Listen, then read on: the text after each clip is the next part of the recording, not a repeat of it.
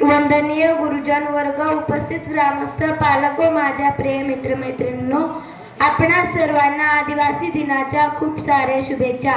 मी कुमारी देवयानी पांडुरंग वाघ, इयत्ता 7वीची विद्यार्थिनी। मी आपणा सर्वांसमोर माझे विचार मांडते। जंगल राखले तुम्ही, परंपरा जपले तुम्ही, निसर्ग देवतेचे देवपण श्रद्धेने जपले तुम्ही, म्हणून आदिवासी बांधवांचा सन्मान करतो आम्ही। मित्रांनो, संयुक्त राष्ट्रसंघाच्या असे लक्षात आले की आजच्या माहिती तंत्रज्ञानाच्या व संगणकाच्या युगात जगातील आदिवासी आजही उपेक्षित जगत आहे। गरिबी, अज्ञान, आरोग्य सुविधांचा अभाव, बेरोजगारी, अंधश्रद्धा अशा अनेक समस्यांनी आदिवासी समाज ग्रासला आहे।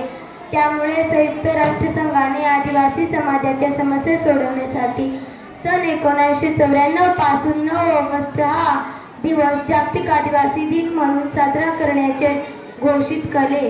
तेव्हापासून 9 ऑगस्ट हा दिवस संपूर्ण जगभरात जागतिक आदिवासी दिन म्हणून मोठ्या आनंदाने व उत्साहात साजरा केला जातो। आज 9 ऑगस्ट या निमित्ताने मायबाप सरकाराला विनंती करते की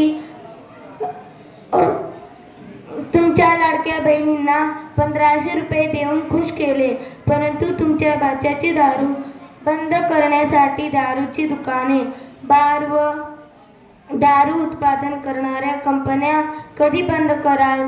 तुमच्या लाडक्या बहिणींवर होणारे अत्याचार थांबवण्यासाठी कायद्याची अंमल कडक बजावणी कधी कराल? हे सरकार आमची दिशाभूल करत नाही ना, असेही कधी कधी वाटते। कारण या देशात सिगरेट ओढणाऱ्या, पुडी खाणाऱ्या, दारू पिणाऱ्या भाच्यांची संख्या दिवसेंदिवस वाढताना पाहायला दिसते।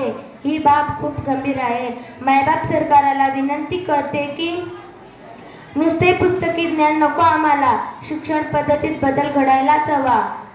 ही पद्धत सगळीकडे लागू झालीच पाहिजे।